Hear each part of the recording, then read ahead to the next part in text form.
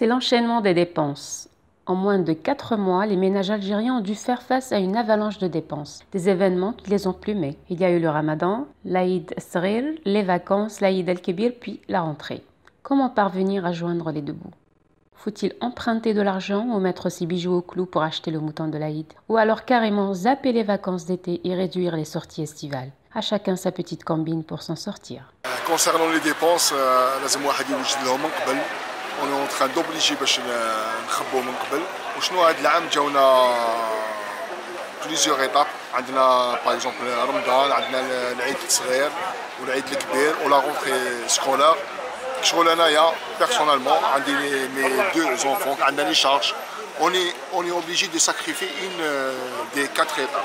Par exemple on a sacrifié كما نقول لك العيد الكبير هذا العام ما جبتش العياده وشنو درت العيد مع العجوزه comme les Algériens. Ça fait quelques années que nous avons des traditions et des événements qui s'enchaînent au niveau national. Nous avons eu l'Eid qui oblige certaines familles à faire face à la tradition et à acheter le fameux mouton de l'Eid, etc. Et cette année, on va dire que le prix ne sont plus raisonnables, ne sont plus très raisonnables. Et un fonctionnaire ne peut pas faire face à de telles dépenses. وشنو لو كان كنت سيليباتير ولا ما غاديش فيه اوبليجي باش نشري بصح بيسكو كاين دراري كاين لا رونتري سكولير وشويه لي شارج تاع الدار دونك اوني اوبليجي دو هاد العام جي سوازي كو العيد ما نشريش العياده. On arrive justement à Eid el-Kébir qui est aussi mouton. Les moutons, un petit mouton cette année est arrivé jusqu'à, on va dire, 50 000 dinars à 600 000 dinars pour un mouton moyen, sans être exigeant. Un mouton moyen, il a été entre 50 000 et 60 000 dinars. Personnellement, chez nous, on a fait l'impasse sur le mouton. On s'est tous retrouvés autour d'un seul mouton, c'était celui de mon grand-père. Donc les prix étaient partagés et c'est revenu quand même à moindre coût pour tout le monde.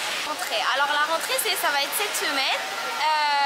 Il y a aussi vêtements et affaires scolaires à acheter, en plus des livres pour ceux qui n'en ont pas.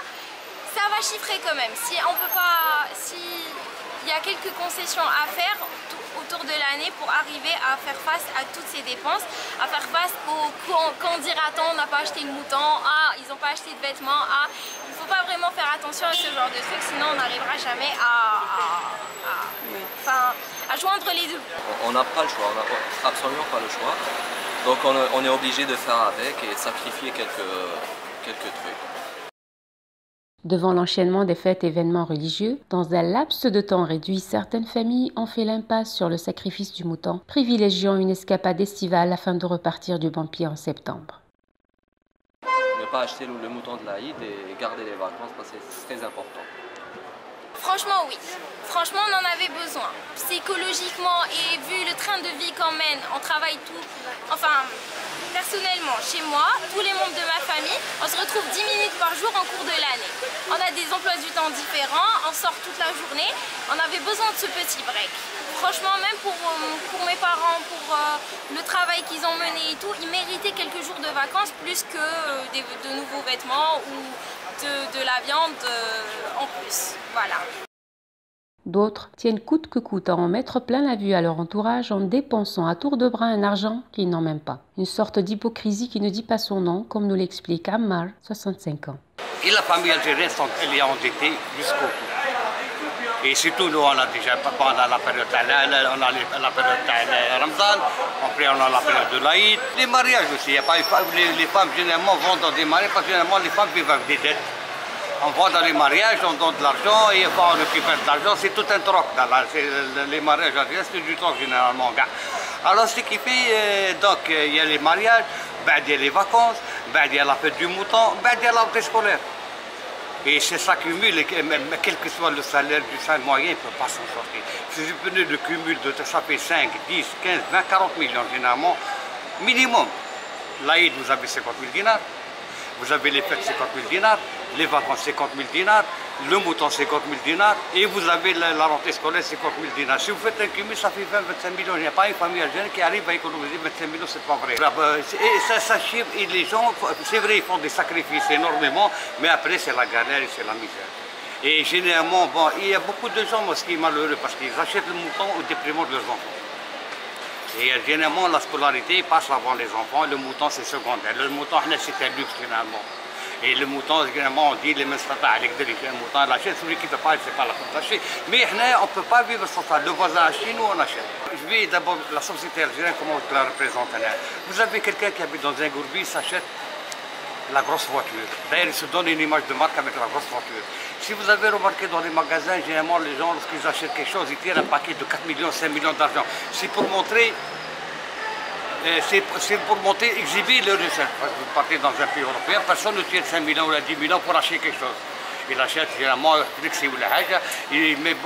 Donc, l'Algérien, déjà, a un système de fierté. Pour affronter cette période budgétivore, il faut souvent remplir son bas de laine des mois à l'avance en prévision des gros frais qui attendent les familles. Des économies d'une année qui s'envolent en fumée en quelques semaines. Sur rien du tout. On est obligé de faire avec ce qu'on a. On est obligé de serrer la ceinture à l'année pour nous permettre le mouton et les vacances et le ramadan et l'Aïd et tout le reste. On est obligé de se serrer la ceinture. C'est ce qu'on fait en ce moment. En France, c'est la crise, donc on fait avec ce qu'on a. On ne sacrifie rien du tout. Mais on se sert de plus en plus. C'est plus la vie qu'on avait avant, c'est plus la vie dorée, c'est fini. Cette année, concrètement, ce qu'on a fait, alors on n'a pas acheté les vêtements de l'Aïd Srer parce qu'il y avait Ramadan. Ensuite, on est parti en vacances. On n'a pas acheté de moutons et les affaires scolaires pour avoir les affaires scolaires.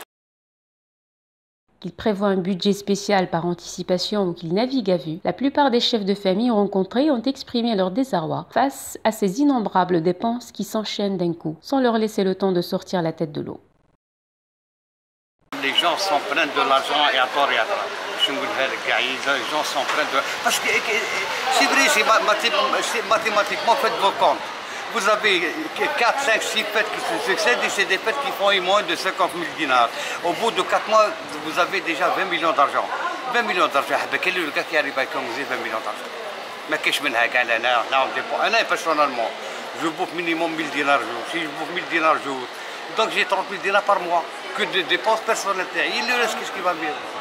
Si vous avez une voiture, vous avez les 100 mètres, vous prenez un taxi, vous avez pour 250 dinars. Et comment vous allez vivre? Et les gens qui travaillent à Alger, qui bouffent à Alger, c'est très compliqué.